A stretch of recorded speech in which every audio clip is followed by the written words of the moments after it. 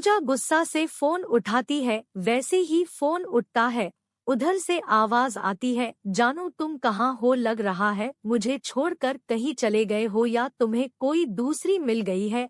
अब तो तुम मुझे फोन भी नहीं करते हो। यह देखकर पूजा को बहुत ज्यादा गुस्सा आ जाता है। वह फोन काट देता है। जैसे ही पूजा फोन करती है, वह बहुत ज्यादा गुस्से में होती है।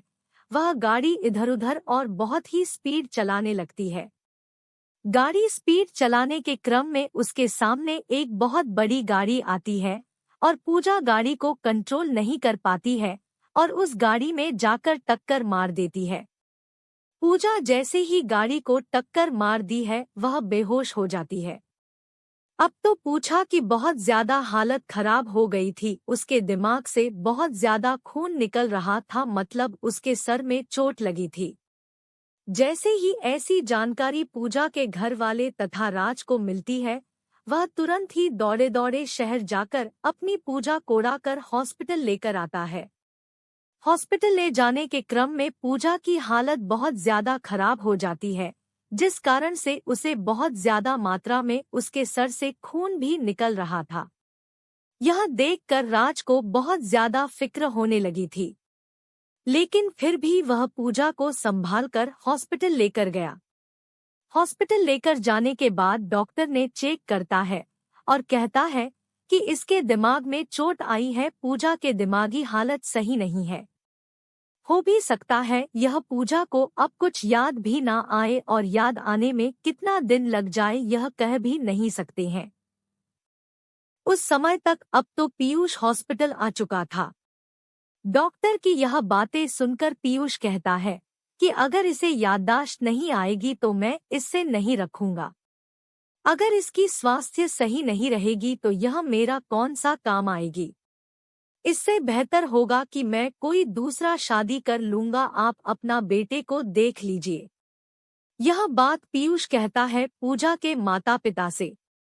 लेकिन पूजा के माता पिता भी इन सभी बातों को नहीं बोलना चाहते थे, नहीं सुनना चाहते थे, क्योंकि उसके बेटे की तबीयत बहुत ज्यादा खराब थी। वह जल्द से जल्द चाहते थे कि उसकी बेटी पूजा पहले सही हो जाए, उसके बाद जो होगा देखा जाएगा।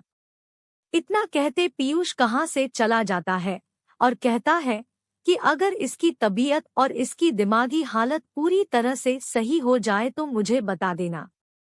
और साथ में पीयूष यह भी कहता है कि अंग्रेज के दिमागी हालत सही नहीं हो रही होगी तो मुझे मत बताना, मैं दोबारा शादी कर लूंगा।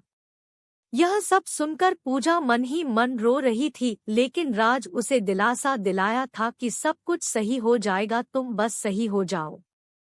अब तो पूजा को छोड़कर पिक्स अभी चला गया था, लेकिन उसकी देखरेख करने के लिए राज वहां मौजूद था। एक दिन और रात एक करके पूजा को अपनी मेहनत से बहुत ज्यादा सेवा कर रहा था। और फिर इतना भी काम लगता, मेडिकल दवाई जाना लाना या कोई भी काम तो राज्य किया करना था। सुबह बहुत ज्यादा मात्रा में हनी के समान दाता फल पूजा को लाकर दिया करता था, जिसके कारण सुलझा को इस पर ज्यादा प्यार आने लगा था। थोड़ा सा भी दूर नजर से होता था राज तो पूजा को तुरंत ही राज की चिंता होने लगती थी।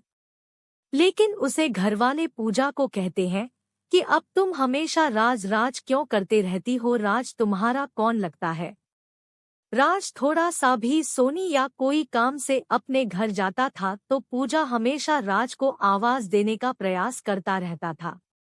पूजा को जब भी किसी चीज की जरूरत पड़ती थी तो वह हमेशा से ही राज से मांगा तो करती थी।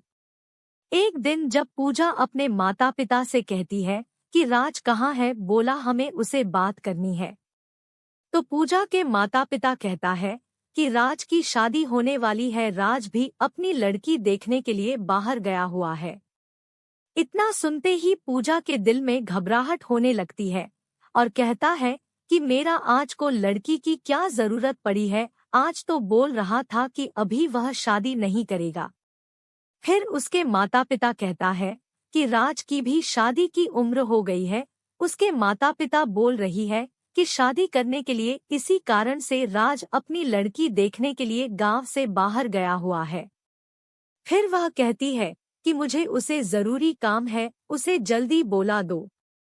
राज के माता पिता तथा राज दोनों तैयार हो रहे थे लड़की देखने जाने के लिए, तभी पूजा के माता पिता को फोन करके कहता है कि राज कहाँ है।